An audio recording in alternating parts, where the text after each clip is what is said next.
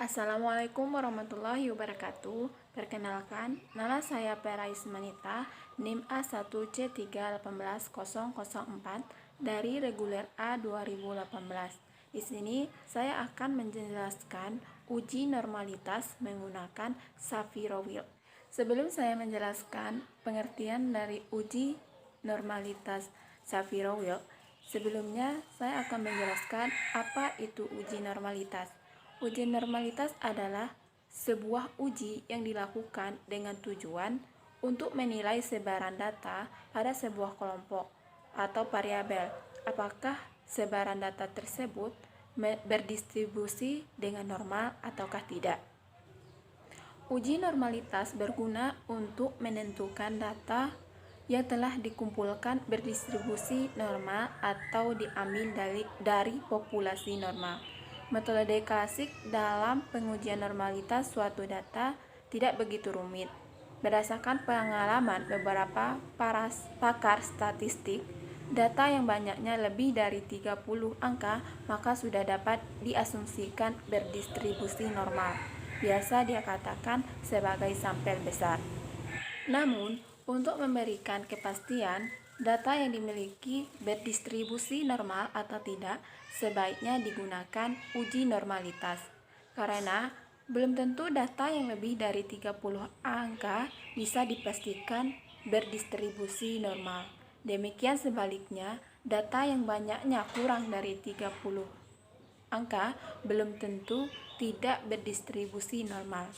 Untuk itu, perlu pembuktian. Uji statistik normalitas yang dapat digunakan di antaranya ada uji Chi-square, Kolmogorov, Smirnov, Lilliefors, Shapiro-Wilk, dan Julkivera. Nah, selanjutnya saya akan menjelaskan pengertian dari uji Shapiro-Wilk. Apa itu uji Shapiro-Wilk? Uji Shapiro-Wilk adalah sebuah metode atau rumus perhitungan sebaran data yang dibuat oleh Shapiro dan Wilk.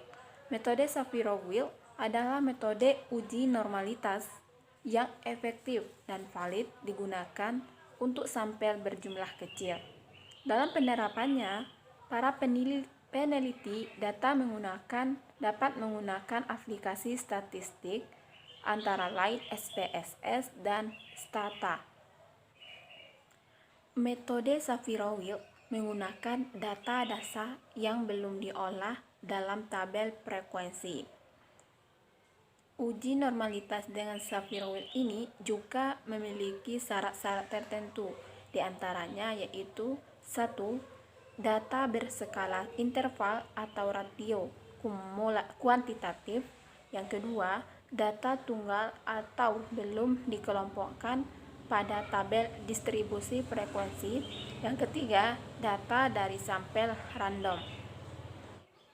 Cara baca hasil perhitungan uji Shapiro-Wilk adalah dengan melihat nilai Shapiro-Wilk hitung dan tingkat signifikasinya. Dalam hasil uji SPSS, nilai Shapiro-Wilk hitung ditunjukkan dengan nilai value, sedangkan signifikasinya ditunjukkan dengan nilai sign. Nah, untuk lebih jelasnya, saya akan memperlihatkan uji dengan menggunakan SPSS. Pengujian normalitas dengan uji Kolmogorov, Smirnov, dan Shapiro-Wilk dengan SPSS dilakukan langkah-langkah berikut. Pertama, kita buka SPSS-nya. Kemudian kita masukkan data-data yang mau diuji apakah data tersebut valid atau tidak. Di sini kami memiliki minat belajar 10A, minat belajar 10B, pilihan ganda 10A dan pilihan ganda 10B. Di sini kami menggunakan data angket dan data pilihan ganda 2 kelas, di mana setiap kelas memiliki siswa sebanyak 50 siswa dan setiap pertanyaan berjumlah 50 responden atau 50 pertanyaan. Nah, Di sini hasil output data yang telah kita uji tadi.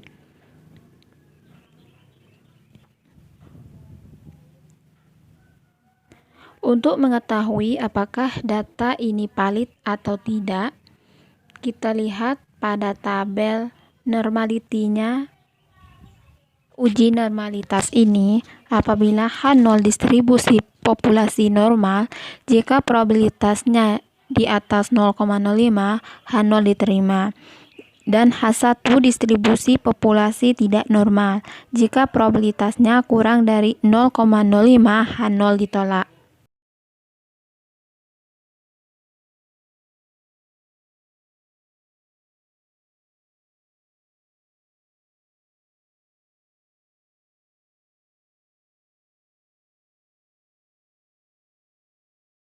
Dari output di atas diperoleh nilai Shapiro-Wilk pada sinc-nya bernilai 0,695,